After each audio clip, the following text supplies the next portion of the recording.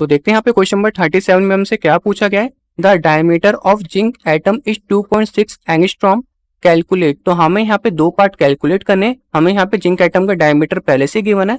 तो पहले वाले पार्ट में क्या बोला गया, radius of zinc atom in picometre, और एक पिकोमीटर में हमारे यहाँ पे क्या होता है 10⁻⁻12 मीटर होते हैं। तो हमें पहले वाले पार्ट में रेडियस कैलकुलेट करना है। सेकंड वाले पार्ट में क्या बोला गया, number of atoms present in a length of 1.6 centimetre if the zinc atoms are arrange side by side lengthwise. तो हमें यहाँ पे बताना है कि यहाँ पे कितने नंबर ऑफ एटम्स प्रेजेंट होंगे अगर हम यहाँ पे 1.6 सेंटीमीटर की लेंथ में जिंक एटम को साइड बाय साइड अरेंज करते हैं। तो करते हैं यहाँ पे इसको सॉल्व। तो सबसे पहले वाले पार्ट की हम ए वाले पार्ट की बात करेंगे। इससे पहले हमें यहाँ पे क्या गिवन है, diameter of zinc atom given है, तो वो हम यहाँ पे लिख लेते हैं।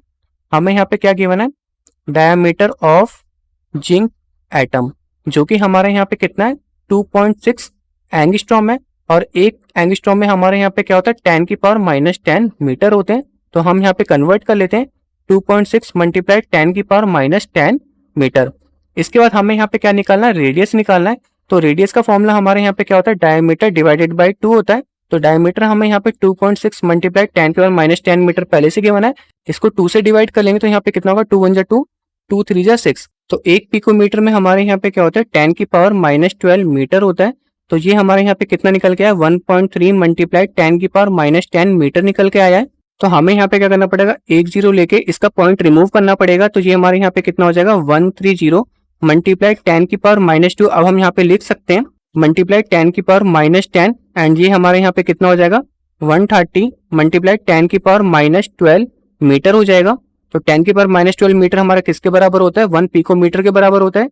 तो ये हमारे यहाँ पे कितना निकल के आ गया, 130 पिकोमीटर निकल के आ गया। तो ये हमारे यहाँ पे फर्स्ट पार्ट सॉल्व हो चुका है। अब मैं यहाँ पे बात कर लेता हूँ सेकंड वाले पार्ट। सेकंड वाले पार्ट में हमें यहाँ पे नंबर ऑफ एटम्स निकालने हैं कि यहाँ पे अगर 1.6 सेंटीमीटर की लेंथ में जिंक एटम्स को साइड बाय साइड अरेंज करें तो वहाँ पे कितने नंबर ऑफ एटम्स प्रेजेंट होंगे। तो हम यहाँ पे लिख सकते हैं इसके स्टेटमेंट में, number of zinc present in 1.6 centimetre, number of zinc present in 1.6 centimetre of length. तो हमें यहाँ पे 1.6 सेंटीमीटर से डिवाइड करना पड़ेगा जो हमारे यहाँ पे जिंक के एटम का डायमीटर था, और डायमीटर हमारे यहाँ पे कितना निकला था 2.6 मल्टीप्लाई 10⁻⁻10 मीटर। इसको हम यहाँ पे सेंटीमीटर में कन्वर्ट करेंगे तो ये हमारे यहाँ पे कितना होगा 2.6 मल्टीप्लाई 10⁻⁻10 मल्टीप्लाई हमारे यहाँ पे क्या हो जाएगा 10 का स्क्वायर हो जाएगा, क्योंकि मीटर को सेंटीमीटर में कन्वर्ट कर रहे हैं। अब ये हमारे यहाँ पे क्या होगा, पॉइंट से पॉइंट रिमूव हो जाएगा, बचेगा हमारे यहाँ पे कितना 16, एंड नीचे हमारे यहाँ पे क्या था, ये भी सेंटीमीटर था, तो सेंटीमीटर से सेंटीमीटर भी कट जाएगा।